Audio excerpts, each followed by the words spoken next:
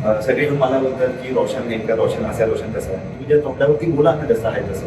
घरामध्ये कोणाकडे हिंमत नाही देत त्याच्याशी भिडणं किंवा त्याच्याशी बोलणं. पण मी जे करत होतो आता घरामध्ये त्याला टार्गेट म्हणजे काय असतं जिकडे आपल्याला काही गोष्टी पटत नाही त्याच्याविषयी बोलणं. जसं जो सिंपती कार्ड खेळतो तर ते नाही केलं पाहिजे त्याने.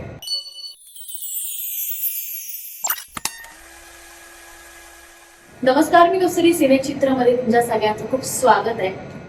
हँडसम हंक असं बाहेरच्या मुलींनी खूप इंस्टाग्रामवरती त्याला खूप अशा कमेंट्स आल्या तर ओंकार माझ्या खूप स्वागत ओंकार. खरं तर बाहेर मुलींचा क्रश होता, खूप मुली तुझ्याबद्दलच्या रील्स करत होत्या. सो पहिल्यांदा त्या ज्या मुली रील्स करत होत्या त्यांच्यासाठी तुला काय सांगायला आवडेल? खूप छान वाटतं मला बाहेर. आतमध्ये काहीच माहित नव्हतं की बाहेर काय चाललंय कसं चाललंय.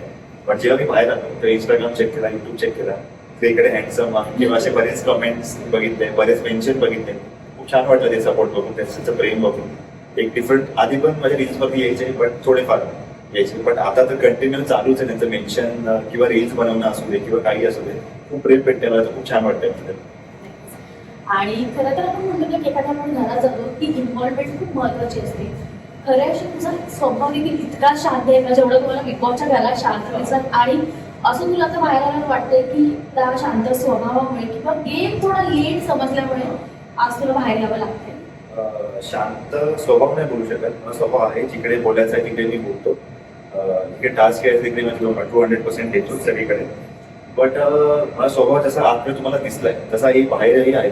सगळ्या तिकडे मी वेगळा कॅरेक्टर पकडून नाही किंवा बाहेर मी वेगळा असं नाही. माझा स्वभाव आहे शांत. तिकडे शांत राहतो तिकडे मी शांत राहतो. तिकडे बोलायचं तिकडे बोलतो, मांडतो, डान्स पण खेळतो. पण असाच स्वभाव आहे, जास्त वर्ष नाही पण आहे. आणि खरं तर बॉन्डिंग व्हायला खूप वेळ लागतो, माहिती लगेच होते. अशी कोणाबरोबरची बॉन्डिंग होती म्हणजे जसं प्रत्येक आम्ही टास्क बघत होतो किंवा नॉमिनेशन टास्क होते आयुष आणि तुझ्या कामाला लास्टच्या ज्यात खटकी होताना दिसली. पण अनुश्री आणि रुचिताचा जो आवाज आहे तो बाहेरच्या प्रेक्षकांना आवडतोय पण नाही आवडत पण मी घरात राहून आले. तुझं त्या दोघींबद्दल असं काय म्हणणं आहे की छोटासा विषय तर खूप ताणतात किंवा तो विषय धरून बसतात का? नक्कीच काही मुद्दे असतात जिकडे बोललं नाही पाहिजे तिकडेही तो मुद्दा क्रिएट करतात. त्या दोघांमध्ये फ्रेंडशिप आहे जी त्यांनी टिकवली पाहिजे. त्याला त्यांना टोळी टिकवायची आहे किंवा एक असं दोघांना पुढे जायचं तर त्यांनी ते बॉन्ड ठेवला पाहिजे. पण ते आता सध्या तरी दोघं एकामेकांकडे टफ झाले. तू मोठी विलन बनते की मी मोठी विलन बनते त्याच्यामुळे दोघं लागले. पण अनुष्कीचा आवाज एवढा इरिटेटिंग नाही जेवढा तन्वी आणि रुचिता दोघं म्हणतात ते बघतो. अनुष्की थोडी शांत आहे, थोडीशी बोलते आणि शांत बसते. पण या दोघींकडे कॅपॅसिटी भरपूर आहे वाढण्याची आणि आवाजही लाऊडस्पीकर येतो. सो खूप इरिटेटिंग होता घरामध्ये पण त्यांचा आवाज आहे आणि कंटिन्युअसली बाजूला बसून बोलायचं तर नेक्स्ट लेवल कान आमचे धडधड करायची सांगितलं. तेच आहे बाकी त्यांचे मुद्दे असतात चांगले पण पीचमुळे बोलायचा तो हे असतो लेवल असतो. तर तेवढा खाली करून बोलले त्याचा मुद्दाही नीट कळेल महाराष्ट्राला आणि महाराष्ट्र समजूनही घेईल ते काय बोलतात. पण त्या टोनला जे हातवरे करून बोलतात त्याच्याने महाराष्ट्राला खूप असं इरिटेटिंग करतो त्यांचा आवाज आणि त्यांची बॉडी लँग्वेज. तेच मी बोलेन की थोडासा खालच्या पिचवर बोलले त्यांना मेसेज पोहोचू शकत नाही. पण जर खालच्या पिचवर बोलले किंवा नीट बोलले समजून घेण्यासारखं न भांडतात तर ते खूप चांगले मुद्दे पोचतील बाहेर एवढं सांग. आणि घरामध्ये रोशन नावाची व्यक्ती आहे, खूप शांत वाटते सगळ्यांना. पण 2 वेळा तुझे खटके त्याच्याबरोबरच वळले.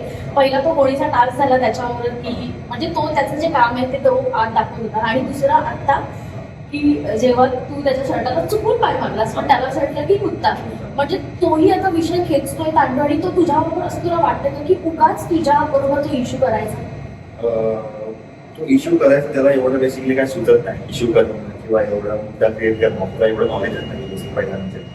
त्याला मी टार्गेट करतोय म्हणून तुम्हाला टार्गेट करतो. त्याकडे दुसरं काही रिझन नाही तुम्हाला टार्गेट करणं. पण माझं हे रिझन जेन्युइन आहे. ते घरामध्ये सगळे बोलतात पण करायची कोणाची हिंमत नाही आहे. सगळे येऊन मला बोलतात की रोशन नेमका रोशन असा रोशन तसा आहे. तुम्ही ज्या तोंडावरती बोला ना तसं आहे तसं.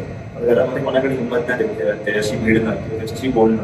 पण मी जे करत होतो आता घरामध्ये त्याला टार्गेट म्हणजे काय असतं जिकडे आपल्याला काही गोष्टी पटत नाही त्याच्याविषयी बोलणं. जसं जो सिंपती कार्ड खेळतो तर ते नाही केलं पाहिजे त्याने स्वतःचा स्टँड घेऊन स्वतःचा गेम पुढे ठेवून टास्कमध्ये किंवा घरामध्ये दाखवली पाहिजे. मला स्वतःला मी आम्ही 24 तास तिकडे असतो आम्हाला माहिती आहे कोण किती बोलतं कोण किती नाही. सो मी खूप कमी आवाज ऐकलाय त्याच्या घरामध्ये.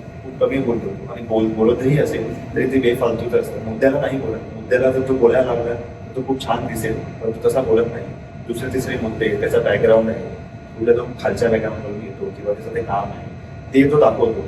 ते न दाखवता त्यांनी गेम दाखवला तर बेटर राहील त्याच्यासाठी, एवढं सांगितलं.